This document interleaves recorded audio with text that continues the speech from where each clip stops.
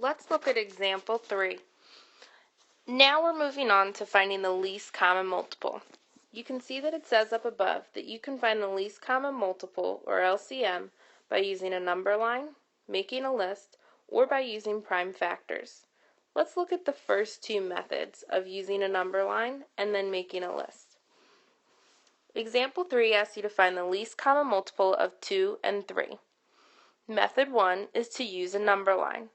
So, as you can see, we've created a number line here, and you're going to use X's in order to mark the multiples. Now remember, the multiples, it's basically like skip counting, okay, or counting by a certain number. So it's like counting by 2 and 3 here.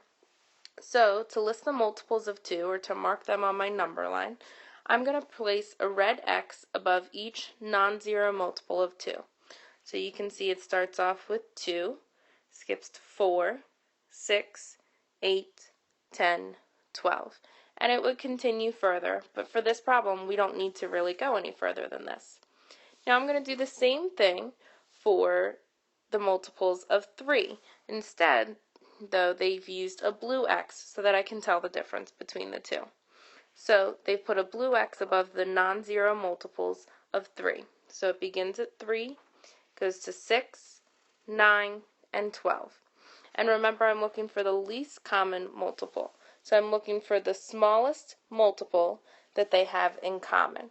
So I'm looking for a place where a number that has both a blue X and a red X above it.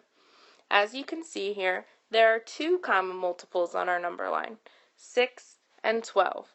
But I'm looking for the least common multiple, so that would be 6. So 6 is the least common multiple of 2 and 3.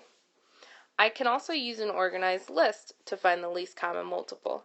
This is similar to our first strategy that we used with greatest common factor.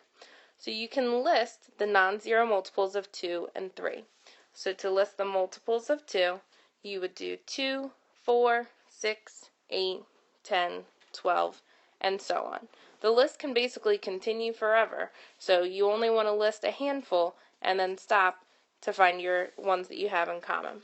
You may have to go back and continue to add to the list until you find that common multiple. Then you can list your multiples of your other number, in this case 3.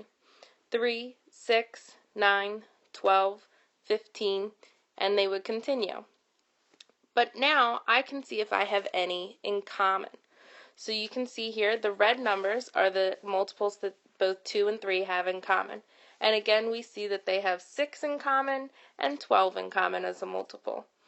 So the least common multiple of 2 and 3 is 6. So 6 is the least common multiple of 2 and 3.